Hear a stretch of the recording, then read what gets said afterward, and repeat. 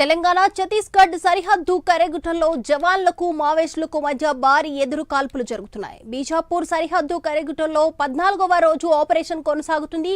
IED పేలుతో 3 STF జవాన్లకు గాయాలయ్యాయి. ప్రమాదం నుంచి మరో 2 మావోయిస్టులు తప్పించుకున్నారు. బీజాపూర్ జిల్లా ఆసుపత్రిలో జవాన్లు చికిత్స పొందుతున్నారు.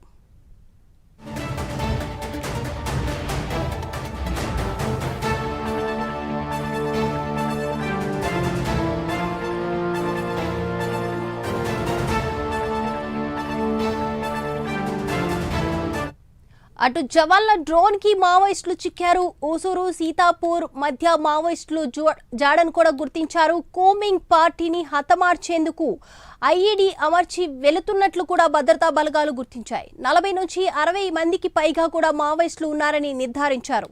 మావోలు బాసగూడ వైపు వెళ్తున్నారని కూడా తెలుస్తుంది. ఎదురు కాల్పులు కొనసాగుతున్నాయి. మావోయిస్టులు భారీగా మృతి చెందే అవకాశం ఉందని కూడా తెలుస్తుంది.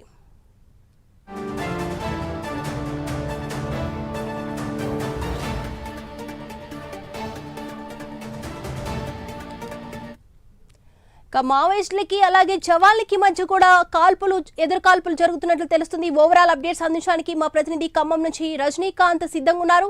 రజనీకాంత్, దీపిక, ఛత్తీస్గఢ్ రాష్ట్రం తెలంగాణ ఛత్తీస్గఢ్ సరిహద్దు ప్రాంతమైన కర్రెగుట్టల్లో మాత్రానికి దాదాపు 14 రోజులుగా మావోయిస్టుల కోసం మాత్రం కూంబింగ్ చేస్తున్నారు జవాన్లు. ఎస్టీఎఫ్ దళాలతో పాటు కేంద్ర పారామిలిటరీ దళాలు, సిఆర్పిఎఫ్ తో పాటు కోబ్రా దళాలు, లోకల్ బస్తర్ ఫైటర్స్ తో సుమారు 14 రోజులుగా కూంబింగ్ చేస్తున్న పరిస్థితి ఉంది. 14 రోజుల కాలంలో ఇప్పటి వరకు కర్రెగుట్టలో కూంబింగ్ చేస్తున్నప్పటికీ మావోయిస్టులు ఎక్కడ కూడా తారసపడిన దాఖలాలు కూడా లేవు. ప్రస్తుతం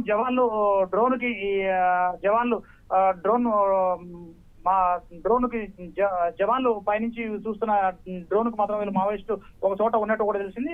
ఊసూరు సీతాపూర్ మధ్య డ్రోన్లకు అడవు గుట్టల్లో మాత్రానికి ఉన్నట్టు కూడా తెలిసింది. వీరంతా కూంబింగ్ పార్టీని హతమార్చేందుకు ఐఈడీ బాంబులను కూడా అక్కడ గుట్టల్లో అమర్స్తున్నట్టు కూడా మావోయిస్టు తెలిసింది. సుమారు ఇక్కడ ఐఈడీ బాంబులను అమర్స్తున్న సందర్భంలో సుమారు 40 నుంచి 60 మందికి పైగా ఇక్కడ మావోయిస్టులు ఉన్నట్టు కూడా తెలిసింది. దాంతో పాటుగా అప్పటికే డ్రోన్ సహాయంతో భద్రతా బలగాలు వీళ్ళు మావోయిస్టుల ఉనికి ఎక్కడ ఉంది, మావోయిస్టుల ఆచూకీ ఎక్కడుందంటే ఆచూకీ కోసం మాత్రం పూర్తిగా కూంబింగ్ ముమ్మరం చేస్తున్న పరిస్థితి.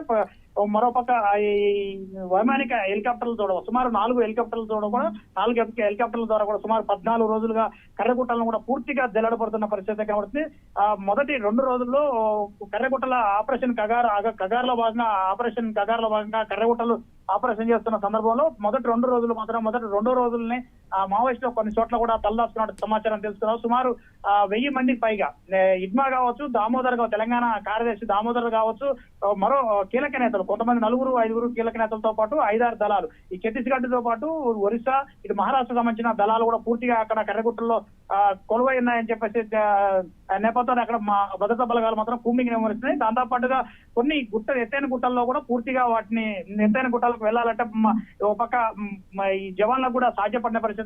ఒకనొక దశలో హెలికాప్టర్ల సాయంతో మాత్రం గుట్టలపై కూడా చేరుకున్నారు. ఒక పక్క ఎండ వేడిమి, ఒక పక్క ఎండ వేసవి వేడిమి కారణం కూడా దాదాపు 1-10 రోజుల కూడా జవాన్లు కూడా డిహైడ్రేషన్ గురై కొంతమంది ఇటు బీజాపూర్ ఆసుపత్రి, ఇటు ములుగు ఆసుపత్రి, ఇటు భద్రాచలం ఆసుపత్రి కూడా డిహైడ్రేషన్ గురై భద్రతా బలగాలు చికిత్స కోసం వచ్చిన పరిస్థితి ఉంటుంది. అయినప్పటికీ మాత్రం భద్రతా బలగాలు ఎట్టి పరిస్థితుల్లో కూడా వెనక్కి తగ్గకుండా ఒక పక్క ప్రజా సంఘాలు, ఇటు మావోయిస్ట్ పార్టీ కూడా కేంద్ర కమిటీతో పాటుగా లోకల్ నేతలు కూడా బస్తర్ రేంజ్ సంబంధించిన ఈ మావోయిస్ట్ పార్టీ కీలక సభ్యులు కూడా ఛాన్స్ చర్చలకు సిద్ధంగా ఉన్నామని చెప్పారు. మరోపక్క సిద్ధంగా ఉన్నప్పటికీ మాత్రం ప్రభుత్వం మాత్రం ఎట్టి పరిస్థితుల్లో ఛత్తీస్గఢ్ ప్రభుత్వం కానీ కేంద్ర ప్రభుత్వం కూడా మావోయిస్టులు ఎట్టి పరిస్థితుల్లో కూడా మావోయిస్టులతో చర్చలు జరిపడానికి సిద్ధంగా లేవని చెప్తున్నారు. మరోపక్క ఈ రోజు ఊసూరు సీతాపురం అటవీ ప్రాంతంలో డ్రోన్లకు చిక్కిన మావోయిస్టులు సుమారు 40 నుంచి 60 మంది ఉన్నారు. 60 మంది కూడా వారిపై కూడా భద్రతా బలగాలు వాళ్ళ మధ్య ఎదురుకాల్పులు చోటు చేసుకున్న సందర్భంలో మాత్రం మావోయిస్టులు కూడా మృతి చెందే అవకాశం లేకపోలేదంటూ మాత్రానికి ఇటు భద్రతా బలగాలు కూడా చెప్తున్న పరిస్థితి. మొత్తానికైతే యుద్ధ వాతావరణం నెలకొందని ఛత్తీస్గఢ్ అడవుల్లో మాత్రం యుద్ధ మేఘాలు అనుకున్నాయి.